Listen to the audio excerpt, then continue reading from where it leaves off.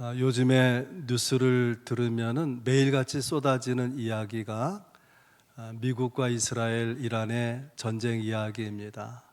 우리는 그런 뉴스를 들으면서 의문이 생기죠. 왜 미국은 가만히 있는 이스라엘을 공격한 것인가? 미국이 염려하는 나라는 중국입니다. 중국이 세계의 영향력을 확대해 가는 것을 미국이 굉장히 신경 쓰고 있어요. 그래서 중국을 견제하는 일에 집중하기 위해서 중동에서 손을 떼고자 하는데, 그렇게 중동에 손을 떼려고 하면은 이란의 핵무장, 그것이 없어야 되는 것이고, 또 탄도미사일, 발전하는 드론, 뉴스에서 나오는 대로 호르무즈 해협을 봉쇄하면 굉장히 경제 어려움이 생기죠. 이런 위협 요소를 제거해야 되는 것입니다. 미국의 최종 목표는 이스라엘하고 걸프 국가들이 중동 지역의 방공망을 완성하는 거예요. 그러면 미국은 손을 떼고 그 중동 지역을 거기 있는 현지 국가들이 담당하게 만드는, 아마 우리나라도 비슷한 전략을 구사한다고 생각이 듭니다. 이란은 최근에 작년 말 금년 초에 심각한 반정부 시위를 겪었죠. 경제난이 심각하고, 또 이란의 우호적인 친이란 세력들의 지도자가 제거가 되고, 그런 또 세력들이 많이 약화됐습니다. 그런가 하면은 미국에 맞설 수 있는 러시아는 우크라이나 전쟁 때문에 정신이 없고, 힘이 있는 중국은 말만 하지 직접적인 행동을 나타내지 않잖아요. 그래서 미국은 이런 정황이 이란을 공격하기 위한 최적의 기회다, 그렇게 생각을 하고, 미국의 CIA에서 AI를 돌려서 정보를 다 분석을 하고, 미국 이란의 수뇌부가 어느 장소 어느 시간에 모이는지를 파악을 하고, 원래 예상했던 시간보다 며칠 앞당겨서 지난달 2월 28일 날 전격적인 공습을 감행한 것이죠. 한마디로 말하면 전략적 공습이었다, 그렇게 생각합니다. 전쟁에 있어서 전략이 매우 중요하죠. 전략이 없거나 전략이 잘못되면 전쟁에서 질 가능성이 많은 것 아니겠습니까? 오늘 본문에는 그리스도인이 어떤 전략을 가져야 되는지, 영적 전쟁에서 이기려면 어떻게 해야 되는지에 대해서 교훈하고 있는 매우 중요한 말씀인데요. 서론적으로 앞절을 먼저 생각해 보겠습니다. 1절에 보면 너희를 대면하면 유순하고 떠나 있으면 너희에 대하여 담대한 나 바울은, 이 나 바울은이라는 표현이 문장 중간에 나오는데, 원문 헬라어로 보게 되면 맨 앞에 나와요.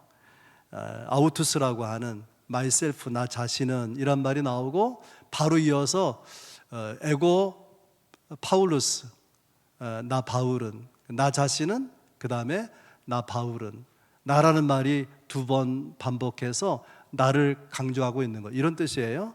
이제부터 내가 당신들에게 말하려고 하는 것은 너무너무나 중요하다, 절대로 허투루 들으면 안 된다, 그렇게 강한 의지를 가지고 오늘 말씀이 시작되고 있습니다. 그러면서 구체적으로 뭐라고 말하는가 하면 1절에 너희를 대면하면 유순하고 너희에 대하여 담대한 나 바울은, 바울의 모습 성품을 대비되는 두 가지 표현을 썼어요. 유순하다, 담대하다. 이것은 바울 스스로 하는 말처럼 그렇게 느껴지지만은 사실은 바울을 모함하는, 바울을 조롱하는 사람들이 하는 말을 그대로 가지고 와서 바울이 말을 하고 있는 거예요. 아무튼 뭐라고 모함하고 조롱하는가 하면은, 바울은 사람을 대할 때는 정말 그 연약해 보이는, 유약해 보이는데 멀리 떨어져서는 큰 소리 친다는 거예요. 10절 말씀과 비교해서 보게 되면은 바울이 편지로 쓸 때는 굉장히 담대한 것처럼 보이지만 실상 만나보면 별거 없다. 그렇게 바울을 무시하고 조롱하는 것입니다. 아무튼 바울은 한 부분으로 유순하고 한 부분으로 담대해요. 왜 바울이 사람들을 만나게 되면 얼굴로 대면하면 유순한 것일까? 상처를 주지 않으려고 하는 거예요. 바울은 굉장히 담대한 사람이거든요. 복음을 위해서 결혼도 하지 않고 그리스도를 위해서 자기 인생을 걸었어요.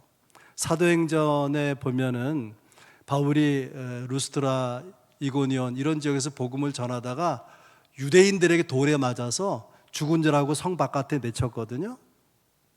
그러다 깨어나게 되는데 보통 사람 같으면은 두려움으로 발이 떨어지지 않죠. 근데 그는 일어나자마자 자기에게 돌을 던진 사람들이 있는 성 안으로 들어가서 다시 복음을 전하는 거예요. 그렇게 강한 사람인데 왜 그런 강한 바울이 사람들을 만나면 유약해 보일 정도로 유순하냐? 그것은 사람들의 실족시키지 않도록 내가 혹시 어떤 말을, 어떤 행동을 보고 사람들이 낙심하면 어떡하나, 사람들의 영혼을 소중히 여기는 마음 때문에 사람들을 만나면 조심하는 거예요. 참 좋은 자세라고 여겨집니다. 그러면서 바울은 이렇게 말하죠. 이제 그리스도의 온유와 관용으로 친히 너희를 권하노니. 고린도 교회 성도들을 권면하는데 온유함으로 관용으로 권면한다는 거예요. 대단히 중요한 교훈이 여기 있어요. 교회 지도자들은 어떤 모습이어야 되느냐? 온유함과 관용함이 있어야 된다는 거죠. 온유함과 관용함이 있어야 된다는 거예요. 하나님께서 민수기 12장 3절에서 모세를 칭찬하면서 이렇게 말합니다. 모세는 그 온유함이 지면에 있는 모든 사람보다 승하더라. 어떤 사람보다 모세는 더 온유하다는 거예요. 그래서 하나님은 모세를 기뻐하시고 큰 일에 모세를 쓰신 것이죠. 그런가 하면 예수님은 자기가 누군지를 스스로 소개하면서 마태복음 11장 29절에 나는 마음이 온유하고 겸손하니 나의 멍에를 메고 내게 배우라. 예수님이 스스로 나는 마음이 온유하고 겸손하다고 말합니다. 그렇다면 그분의 종은 어떻게 살아야 될까요? 그분을 믿고 따르는 성도들은 어떤 성품, 어떤 모습이어야 될까요?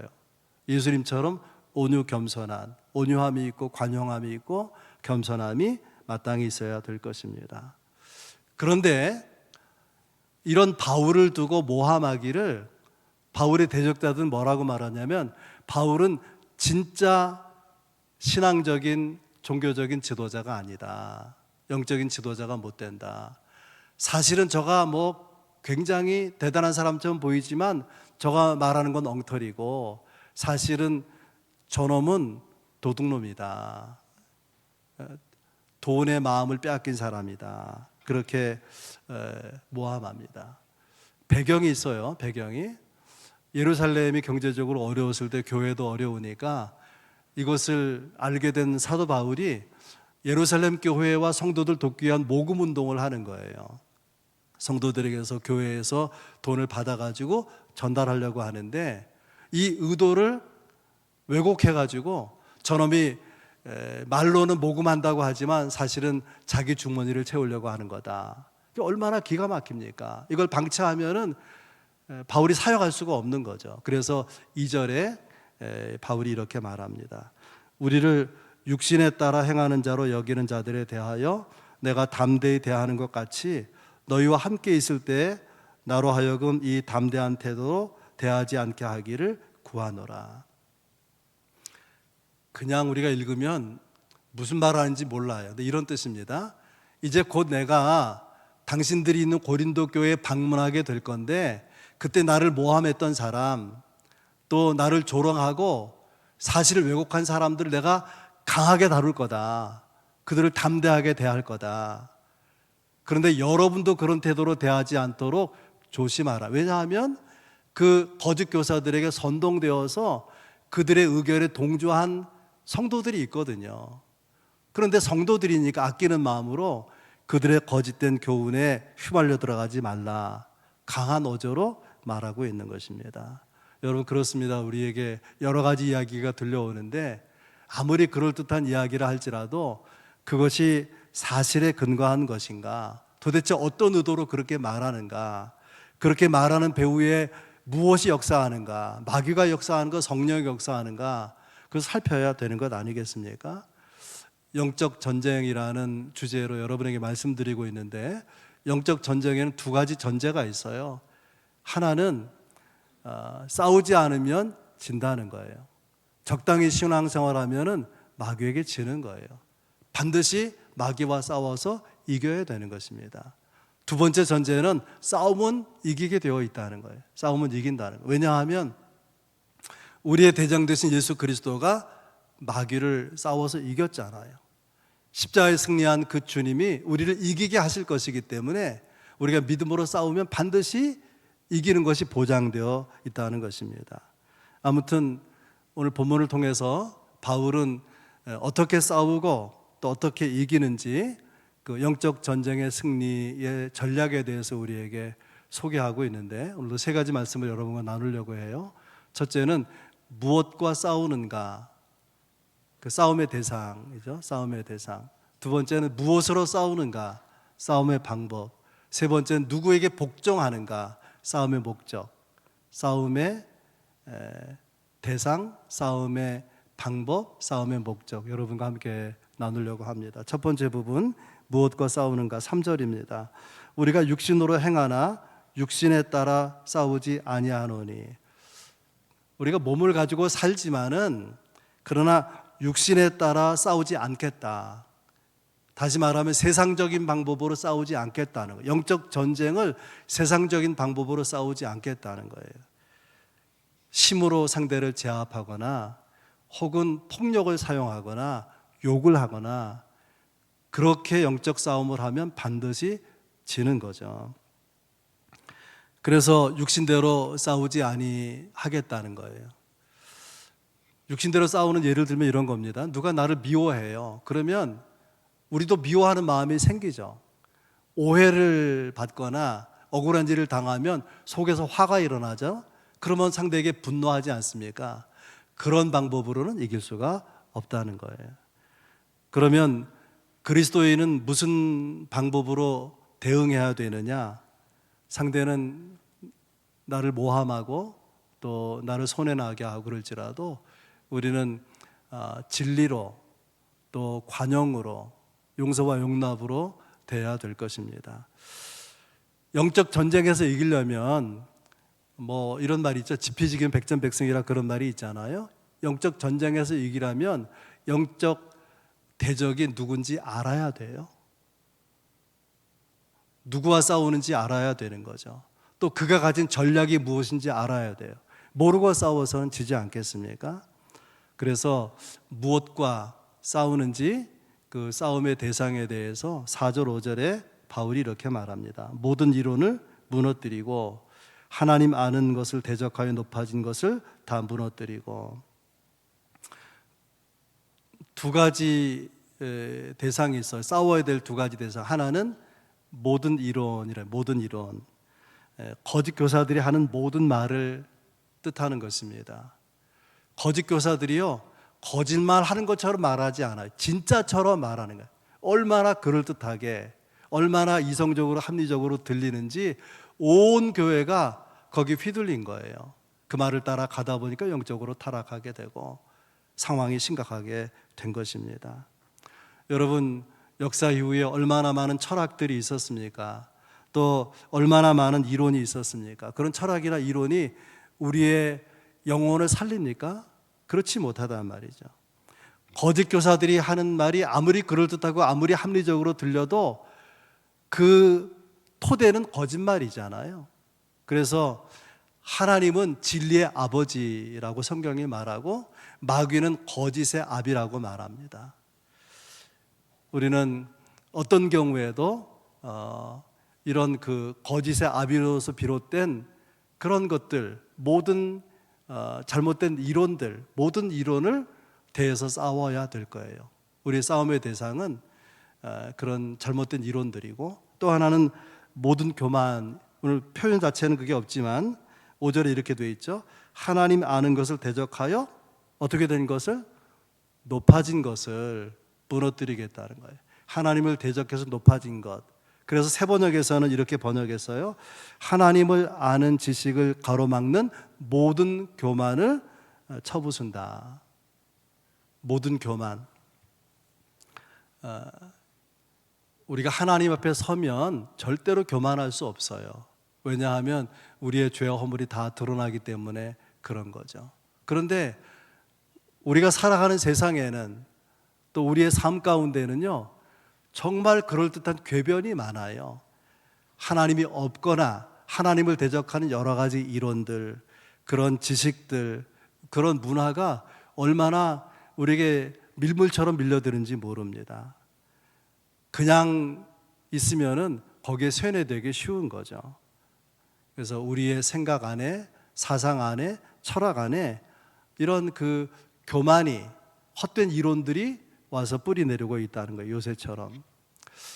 심리학에 동조 효과라는 말이 있어요. 심리학 용어 중에 동조 효과. 내가 어떤 생각을 가지고 있는데, 그런데 시간이 지나면은 많은 사람들이 가진 생각을 따라가게 된다는 거예요. 예를 들면 어떤 사람이 이제 엘리베이터를 탑니다. 그러면 어떻게 하죠? 타서 딱 몸을 돌리죠. 내가 내릴 입구 방향을 향해서 돌아서게 되는데, 그런데 뒤에 따라 들어온 사람이요, 몸을 돌리자 그대로 서 있어요. 그럼 어떻게 되죠? 처음 탄 사람과 뒤에 탄 사람이 마주 보게 되죠. 왜 저래? 하고 당황스러워 하잖아요. 그런데 이제 몇 층 올라가 또 엘리베이터가 쓰고 다른 사람이 탔는데도 여전히 탄 그 방향 그대로 있어요. 또 몇 층 올라가서 엘리베이터가 열리고 사람들이 타도 또 그 방향을 향해 있는 거예요. 처음에는 왜 저러지? 하고 당황했었는데 자기도 모르게 자기 몸에 조금씩 돌려서 같은 방향을 바라보게 된다는 거예요. 이것이 동조현상 혹은 동조효과라고 말합니다. 우리는 내 마음대로 내 생각대로 산다고 생각할지 모르지만 너무나 쉽게 많은 사람들이 가진 생각과 판단을 따라간다는 거예요. 우리에게 하나님의 말씀이 있고 주님의 교훈이 있고 어떻게 살아야 되는 것을 알면서도 세상에 속해서 사람들과 더불어 살다가 보면 그들의 생각의 구조를 가치관 그대로 다 따라가게 된다는 거예요. 동조현상이 일어난다, 그런 뜻입니다. 그러면 어찌해야 되겠습니까? 우리가 중요한 어떤 결정을 내릴 때는 지금 내가 생각하는 것이 내 생각에 맞는지, 또 올바른 생각인지, 하나님 말씀에 합당한 생각인지, 아니면 사람들이 다 그렇게 생각하니까 나도 모르게 따라가고 있는 생각인지를 우리가 살펴봐야 될 것입니다. 여러분, 영적 전쟁은요, 이기지 않으면 지는 거예요. 반드시 우리가 이기기 위해서는 하나님이 없는, 하나님을 대적하는 모든 이론, 모든 교만을 우리가 무너뜨려야 될 것입니다. 싸움의 대상이 무엇인지 확실하게 알아야 돼요. 두 번째 말씀은, 그러면 무엇으로 싸우느냐, 싸울 때 우리가 가질 수 있는 방편이 무엇이냐. 4절 말씀입니다. 우리의 싸우는 무기는 육신에 속한 것이 아니요 오직 어떤 견고한 진도 무너뜨리는 하나님의 능력이라. 대적을 무엇으로 싸우느냐, 그 방법은 하나님의 능력인데, 하나님의 능력이 구체적으로 뭘 말하느냐면 두 가지예요. 하나는 말씀이고 하나는 성령이에요. 그리스도의 능력은 말씀으로부터 나옵니다. 우리가 말씀을 놓치면 신비주의에 빠질 수도 있고요, 이단에 빠질 수도 있고, 경건한 신앙에서 후퇴할 수가 있습니다. 우리가 말씀 속에 있을 때 그 말씀의 능력으로 인해서 영적 전쟁에 맞서 싸울 수가 있는 거죠. 모든 이론을 깨뜨리고 모든 하나님을 대적하여 높아진 교만을 우리가 깨뜨릴 수 있게 될 것입니다. 에베소서 6장에 하나님의 전신갑주라는 유명한 이야기가 있죠. 하나님의 전신갑주를 입으라. 그런데 그 전신갑주, 몸을 다 이렇게 방비하는 그 무기들이 많이 있는데 유일하게 공격용 무기는 딱 하나예요. 성령의 검, 하나님의 말씀을 가지라. 공격용 무기는 말씀뿐이에요. 여러분 생각해 보세요. 머리에 투구를 쓰고 있잖아요. 구원의 투구, 의의 흉배, 진리의 허리띠, 복음의 신, 믿음의 방패. 공통점이 뭘까요? 방어용 무기라는 거예요. 방어용 무기의 최선은 뭘까요? 방어하는 거죠. 이기는 게 아니에요. 방어의 최선은 비기는 거예요. 비기는 것. 여러분, 하나님께서 우리가 영적 전쟁에서 비기는 정도로 기대하시겠습니까? 반드시 싸워 이기기를 기대하시지 않겠습니까? 그러려면 말씀으로 싸워 이기라는 거예요. 다른 것으로 싸우는 것이 아니고 말씀으로 싸워 이기라. 다른 것 싸우는 건 예수님의 방법이 아닌 것이죠. 히브리 4장 12절이에요. 하나님의 말씀은 살아있고 활력이 있어 좌우의 날선 어떤 검보다도 예리하여 혼과 영과 및 관절과 골수를 찔러 쪼개게 하며 또 마음의 생각과 뜻을 판단하나니. 이 하나님의 말씀을 당시 그 전쟁할 때 쓰는 좌우의 날선 검으로 비유했습니다. 당시에 로마 군인들이 사용하는 검 중에는요, 글라디우스 검이라는 게 있어요. 그거는 짧은 단창 같이 한 60cm, 70cm 정도 되는 것인데, 일반적으로 칼은요, 칼등이 있고 칼날이 있죠. 칼날로 내리치는 거죠. 칼날로. 긴 칼 아닙니까? 근데 글라디우스 검은 한 70cm밖에 안 되는, 손에 딱 잡으면 그냥 바로 이렇게 사용하기 용이한, 그런데 양쪽에 날이 있고 끝이 아주 그냥 좀 과장하자면 송곳처럼 날카로운 거예요. 어떤 용도로 쓰느냐? 근접 싸움이 벌어졌을 때에 상대방이 다치지 않으려고 방패로 막잖아요. 방패, 사각 방패와 방패, 그 자그마한 틈, 거기를 뚫고 들어갈 수 있는 것은 장검이 아니고 이 글라디우스 금 단검이라고 하는 거예요. 그거는 손에 딱 잡으면 가까이 있잖아요, 칼날이. 그래서 바로 찔러서 상대를 위협할 수 있고 제압할 수 있는 위협적인 무기였다고 합니다. 어떻습니까? 여러분에게는 이런 양쪽에 날이 선 검, 하나님의 말씀이 여러분에게 있습니까? 그래서 어두운 것과 밝은 것, 옳은 것과 옳지 않은 것을 그 말씀에서 분명하게 도려내고 여러분의 그 삶의 모습들을 다 그것을 나타내는, 드러내는 그런 역할을 하고 있습니다. 말씀이. 많은 성도들에게 하나님 말씀 그러질 못해요. 성전에 가서 예배하고 말씀을 듣지만은 뭐 어쨌다는 거냐, 말씀에 그냥 둔감하고 냉담할 때가 많아요. 그 말씀이 나를 바꾸지 못할 때가 많은 것입니다. 여러분, 하나님 말씀은 그냥 듣기만 하라고 우리에게 주신 말씀이 아니에요. 누가 사람을 위로하고 격려하기 위해서 만든 소설과 같은 그런 책이 아니고, 말씀은 하나님의 능력이에요. 유일한 영적 전쟁의 공격 무기예요. 우리가 싸워서 이기려면 반드시 말씀을 사용해야 되는 것입니다. 이 말씀의 무게가 여러분 가운데 있기를 바랍니다. 읽고 마음에 새기고 그 말씀을 사용해야 돼요. 그래야 영적 전쟁에 이길 수가 있는 거죠. 또 하나는 성령 충만을 말하는 거예요. 성도는 자기 힘과 능력으로 이기는 게 아니에요. 영적 전쟁은 자기 열심, 자기 지식, 자기 경험, 자기 실력으로 이기는 것이 결코 아니고 무엇으로 이긴다는 거예요? 성령으로 이긴다는 거예요. 여러분 생각해 보세요. 사람의 지식이 있어요. 그걸 뛰어나는 것이 무엇이죠? 성령이 주시는 지식이죠. 재능보다 뛰어난 게 뭐예요? 성령의 주시는 능력 아니겠습니까? 사람이 어떤 뛰어난 계획이 있어도 성령의 계획을 이기고 성령의 재능을 이기고 성령의 모든 뛰어난 것을 다 이기게 하는 거예요. 그러므로 영적 전쟁하는 우리에게 있어서 전쟁의 능력의 최대치는 어디서 오느냐? 성령 충만에서 온다고 말이죠. 입심으로 오는 게 아니에요. 경험으로 오는 게 아니라 하나님의 영이 나를 온전히 사로잡으면, 그래서 완전히 성령에 압도되면 영적 싸움의 능력의 최대치가 내게 경험이 된다는 거예요. 말씀으로, 성령으로 영적 전쟁에서 승리할 수 있길 주의 이름으로 축복합니다. 마지막 세 번째는 누구에게 복종하느냐, 싸움의 목적에 대한 내용 5절입니다. 모든 생각을 사로잡아 그리스도에게 복종하게 하니.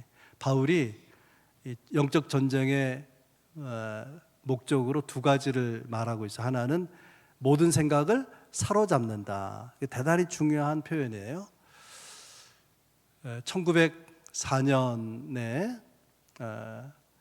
그 칠레하고 아르헨티나 경계에 그 안데스 산맥 3,800m 해발 3,800m 높은 산악지대에 대포를 녹여가지고 예수상을 만들어요. 배경이 뭐냐면 칠레하고 아르헨티나가 국경 분쟁 문제로 막 집요하게 서로 간에 심하게 다투고 갈등을 일으키고 둘 다 캐톨릭 국가인데 그러고 있는 거예요. 그래서 교황이 와가지고 중재를 하고 합의해서 화해하기로 했어요.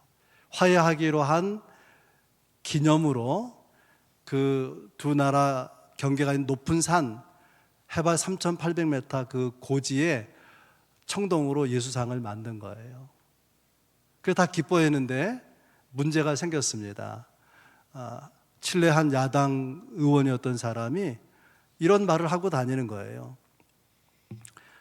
저 꼭대기에 세운 예수상이 문제가 있다.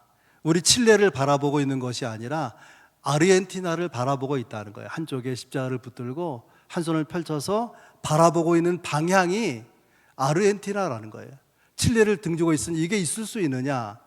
여론이 들끓고 다시 갈등이 일어나기 시작했습니다.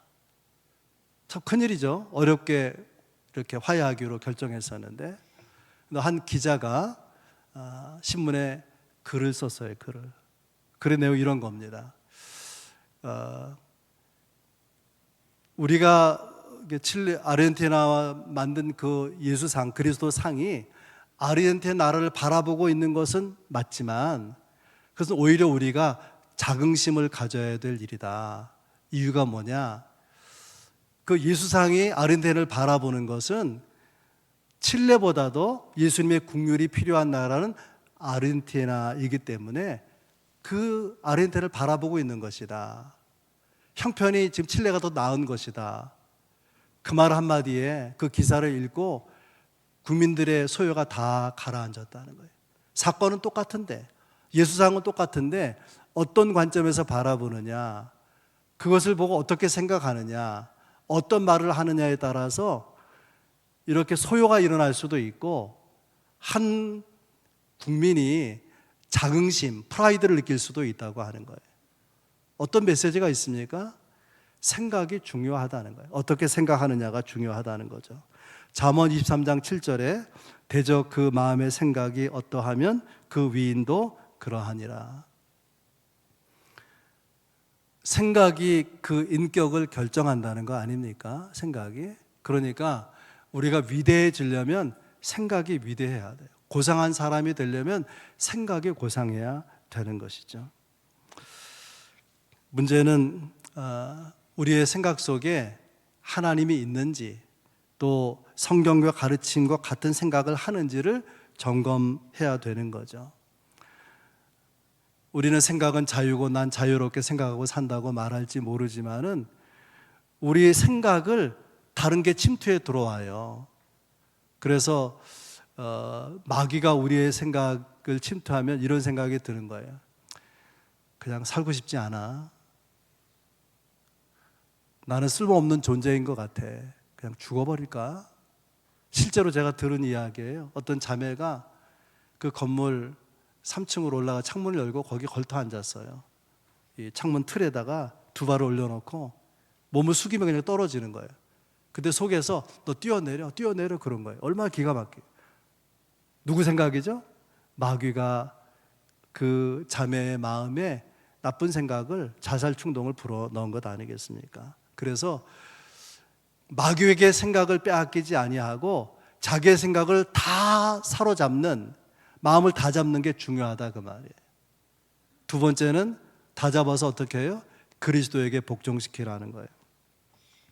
다른 사람에게 복종하라는 것이 아니고, 다른 사람을 나에게 복종시키라는 것이 아니고, 오직 내 생각을 다 사로잡아서 그리스도에게 복종하게 하라는 거예요. 이것이 바울이 지향하고 있는 싸움입니다. 여러분, 신앙을 떠나서 생각해 보면 우리가 잠깐 이 세상을 살다 가는 것인데, 우리가 이기면 뭐하고 지면 뭐랍니까? 사람들과 사소한 문제로 내가 상대가 잘못했을 때 잘못했다는 말을 들으면 어떻고 못 들으면 어때요? 사과를 받으면 뭐하고 못 받으면 뭐 크게 달라집니까? 영원의 문제가 아니죠. 생명의 문제가 아니지 않습니까? 아내가 기분은 그래도 나쁘지. 맞아, 기분은 나쁠 수 있어요. 그러나 영원의 문제와 관련된 것은 아닙니다. 그런 일에 너무 마음 쓸 것이 없고요. 중요한 것은 우리의 모든 생각을 사로잡아서 그리스도에게 복종시키는 거예요. 그게 왜 중요하냐? 거기서 능력이 나오기 때문에. 내 생각이 그리스도에게 복종되면, 그리스도에게 순종하는 생각으로 바뀌게 되면 능력이 그로부터 나온다, 그런 뜻입니다. 오늘 영적 전쟁이라는 주제를 가지고 이기려면 어떻게, 이기는 전략이 무엇일까를 함께 나누는데요, 결론적인 메시지는 우리의 모든 생각을 그리스도에게 복종시키는 것입니다. 우리가 사는 세상, 또 우리의 삶은요, 온갖 세상 소리가 들려와요. 세상의 가치, 세상의 철학, 세상의 방법, 세상이 말하는 효능성, 어떤 때 거기에 현혹되기도 해요. 바울 사도는 모든 생각을 사로잡아서 그리스도에게 복종시키는 것이 영적 전쟁에서 이기는 전략이다 말씀하고, 그런 삶 가운데 살아가기를 권면하고 있는 거죠. 여러분의 삶, 영적 전쟁에서 지는 자가 아니라 이기는 자로 살아갈 수 있기를 주의 이름으로 축복합니다.